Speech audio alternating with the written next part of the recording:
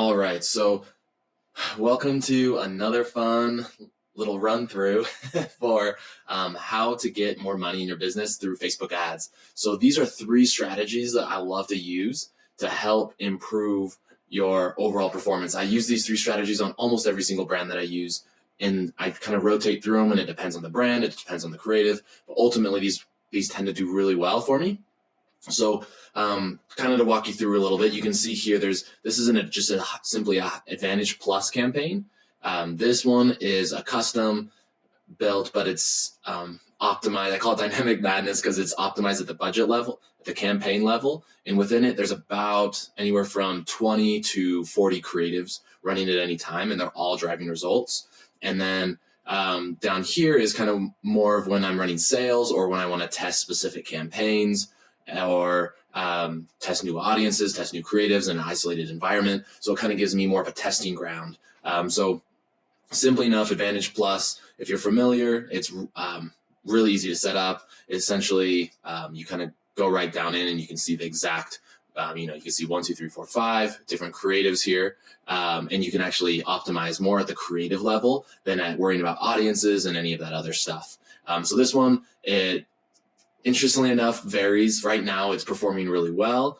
You can see here compared to my other Dynamic Madness campaigns, which ironically, though, this one is a lot higher spending. You can see there's not a huge difference in cost per result. But this one has in the past, like I was running almost $1,000 a day on this one. It's doing really well. However, this one is scaling really well right now. And so this one may overtake this one in performance, which, is good. You always want to be beating yourself, essentially. You can see there's Everyone with Sagum is one I've worked on, and I've built a lot over the ages. And then now to kind of talk about this Dynamic Madness a little bit, you can see I have 4 ad sets running here, and each of these have anywhere between 5 to 10 creatives running in them. And so you can kind of see here, we'll quickly just go to the image breakdown. So you can see all these different creatives that are running, and you can see results vary.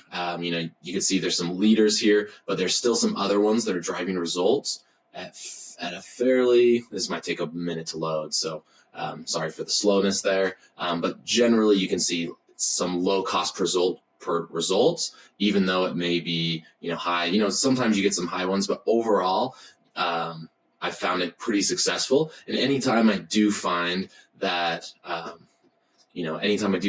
there is an underperforming campaign, let's take a quick look at this one. You can see this one's at 25. I did just start this one pretty recently. That's why I like to put dates on them. These ones are the older before I start putting dates. But generally what I like to do is put dates so I know, okay, this has been running since the second. Might be worth turning this one off and seeing how it runs with just these 3 campaigns, or I might add a new one in with new creative. This is some new creative that we had gotten through just user-generated stuff that showed up, but you can see it's definitely underperforming. But what I would do here is I'd go in and see if there's any specific images or creatives that might be a standout. Like you can see here, 17. So we can see, okay, maybe let's try this video and in another campaign. And this is where we may actually try that in a more isolated environment, or either Advantage Plus, kind of add that into the rats. That's probably what I would do. But since this is performing so well, I don't know if I'd want to disrupt it quite yet. This one, the last change I made was on the 7th, so just yesterday.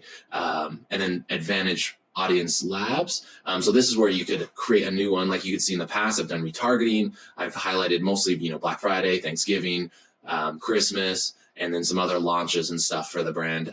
But if you go back further, you can see there's been a lot of audience testing to find out which audiences work well. And I kind of landed on, specific audiences for this brand. Anyways, so overall, I would say these are my 3 strategies I really love. In Audience Labs, what's always important to remember as you're testing is single variant testing. And when you test a new audience, you should always try 2 different creatives or a dynamic in order to make sure that you're giving that audience the best chance you can. I normally kind of stop my testing around anywhere between $100 and $200 for this brand.